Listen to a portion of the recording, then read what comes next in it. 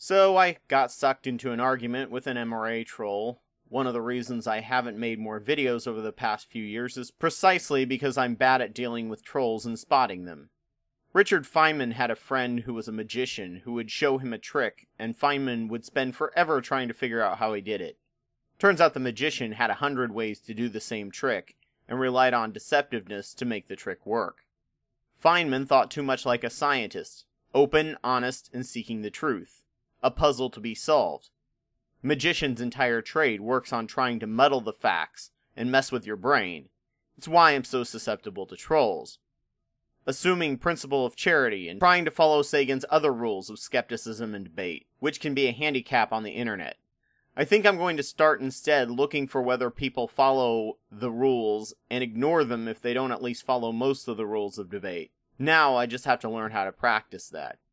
Anyway, the troll refused to watch the videos I had posted on my channel about a subject and demanded that I explain it to him in a one-on-one chat and taunted me for not giving him any evidence for my opinion, as it was a debate I was trying to avoid, but he made lots of claims about how feminism was rotten to the core and claimed to have links. Finally, I decided I did want to know what sort of proof he had against feminism, mostly because I've been running into some very weird pockets of feminism on the internet. As it turns out, he posted quite a lot of quote-mined and cherry-picked articles and studies that only supported his views. Some were quotes from fiction books written by a feminist, some were taken out of context in the fact that it was common for feminists, especially in the 60s and 70s, to use poetic shock terminology to try and change up the patriarchal way of thinking that existed at the time. Just like how creationists abused theory in the context of the article or book, only then the somewhat violent or hateful language made sense, but only in that context that required you to read the actual article to understand the meaning. Outside of that setting, the language should never be used.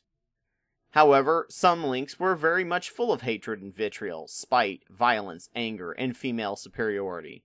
In the 80s, this group was referred to as political lesbians, who hated men so much they decided to pull a men-going-their-own-way movement, and become lesbians even if they weren't gay, just because men were so horrible.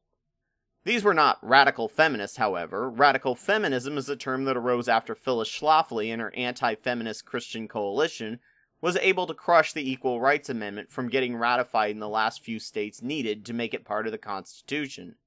Radical feminism became an offshoot that decided that instead of focusing on political outcomes, it had to change the very structure of how America thought about the sexes, gender roles, and even the language used, which created part of the rise of mocking political correctness. Discussions on male privilege are an example of radical feminism, which, when done carefully and correctly, can be very powerful and awakening, but when done poorly or flippantly, can make you sound like a pretentious asshole. Sadly, with the rise of the internet, more and more of the crazies in any movement now get to have their voices heard and become part of the conversation. However, every single movement has a dark side to it. The movement wouldn't exist if there wasn't a feeling of disenfranchisement, inequality, or waking up from mental or financial slavery, quite similar to how new angry atheists are. The younger a person is, the less they understand how the system works and how to use it toward their advantage politically. They have less life experiences, social skills, and debate tactics. They make up the majority of the angry, hateful, or poorly argumentative base of any movement. The most likely to see violence as an option, and unable to work together with people, whose opinions differ even slightly. The older, more established members are more likely to realize this is a giant country with diverse opinions, and realize just how hard it is to make just one change, and instead of burn-it-all-down mindset a more young person has, they need to focus on the highest priority changes that are possible now. This makes the angry group resent the activist groups even more, and makes them go even more extremist in rhetoric or become more apathetic. This happened in every movement of an oppressed group, from Carrie Nation destroying saloons, to Malcolm X claiming black supremacy and separation of blacks and whites. Great movement leaders learn how to get around that and mobilize the angry extremists as well as the more level-headed ones. Martin Luther King actually had one of his lieutenants claim a more extreme view so he could be accepted by and rally the more violent supremacist and militant black groups to engage in non-violent marches and protests. Of course, once Martin Luther King was shot, these more militant, angry, violent, and disenfranchised rioted and burned many cities. And the sad thing is, because of these radical, angry people, their detractors are always able to use the angry extremist as the face of the entire group. And if anyone uses poetic shock language, they're obviously part of this violent, hate-filled group, as their lenses have been biased. Pretty much the entire punk movement is nothing but poetic shock language.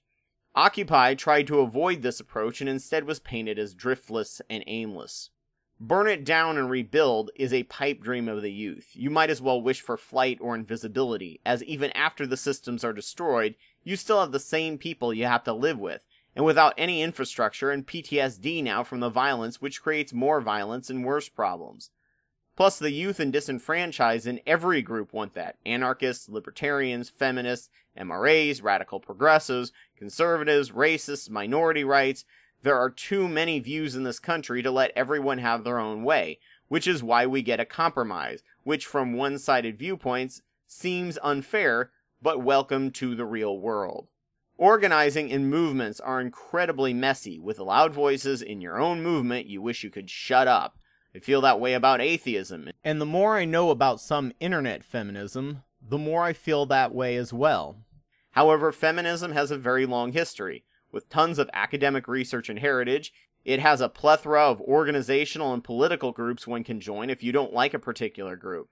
It has a wide range of charities and volunteer programs. It has its own denominations, as you could call them. Some you just can't stand, quite similar to a religion, but thanks to the no true Scotsman fallacy, there's no reason to stop identifying yourself with a label just because there are extremist crazies in the group. That happens in every group.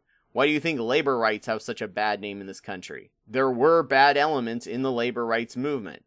People would rather not label themselves with a cause in this country or make up a new word like equalist than actually get their hands dirty to deal with the reality. Feminism is a vast network of different viewpoints, strategies, and organizations, but it also has a big internet community of angry youth with poorly thought out ideas and tactics, and if you're only on the internet, your view of feminism is most likely going to be tainted.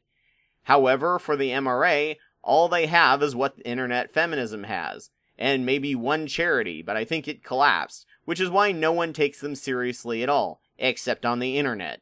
It's just an internet guerrilla flame war with dirty internet tactics such as doxing used by radicals on both sides. And while they can point out some feminist organizations that disregard or don't prioritize men's rights, there are other feminist organizations that are actually working hard to fix many of the problems MRAs are bringing up, such as draft issues, allowing women to work in more dangerous situations, allowing fathers to take paternity leave, and a feminist group in Texas actually overturned the practice of automatically giving custody to mothers. These radical feminists did not believe the gender role myths that women are always the better child care provider, that the patriarchal state held as obvious fact for so long. It's because of this that I will continue to call myself a feminist, not an equalist, and certainly not a men's rights activist.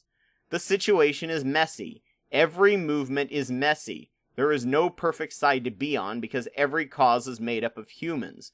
There are dark sides to any label, and people with my labels of both atheism and feminism that I wish I could smack the crap out of until they shut the hell up.